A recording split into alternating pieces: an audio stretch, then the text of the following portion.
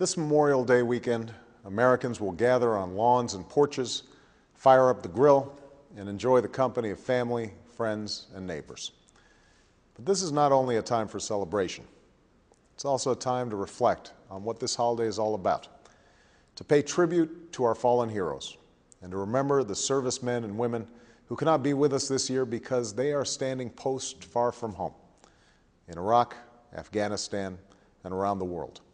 On Friday, I traveled to Annapolis, where I spoke at the commencement of the United States Naval Academy.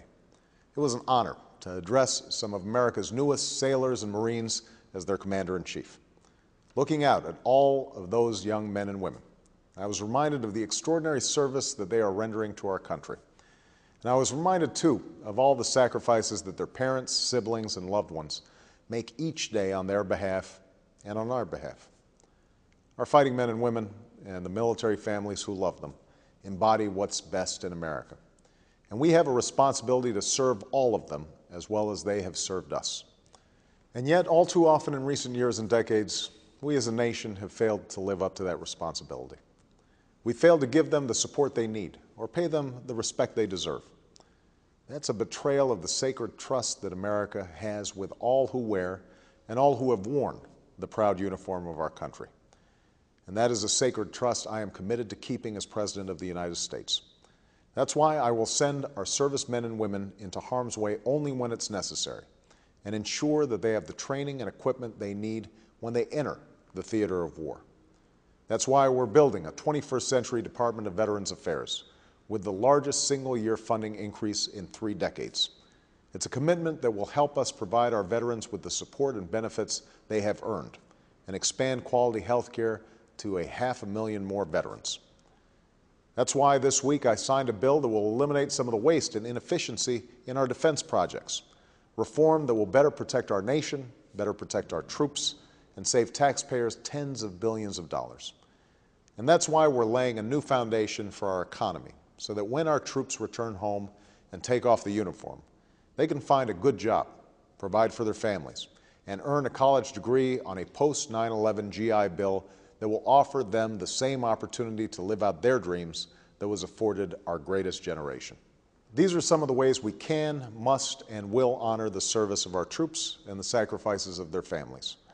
But we must also do our part, not only as a nation, but as individuals, for those Americans who are bearing the burden of wars being fought on our behalf.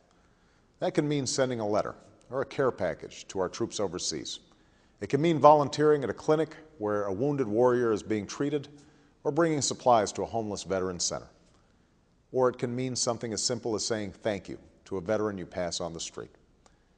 That's what Memorial Day is all about. It's about doing all we can to repay the debt we owe to those men and women who have answered our nation's call by fighting under its flag. It's about recognizing that we, as a people, did not get here by accident or good fortune alone. It's about remembering the hard winter of 1776, when our fragile American experiment seemed doomed to fail, and the early battles of 1861, when a Union victory was anything but certain, and the summer of 1944, when the fate of a world rested on a perilous landing unlike any ever attempted. It's about remembering each and every one of those moments when our survival as a nation came down not simply to the wisdom of our leaders or the resilience of our people, but to the courage and valor of our fighting men and women.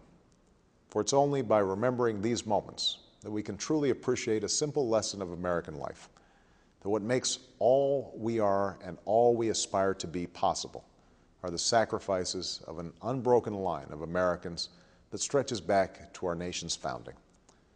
That's the meaning of this holiday. That's a truth at the heart of our history.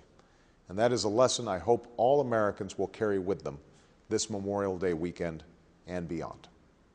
Thank you.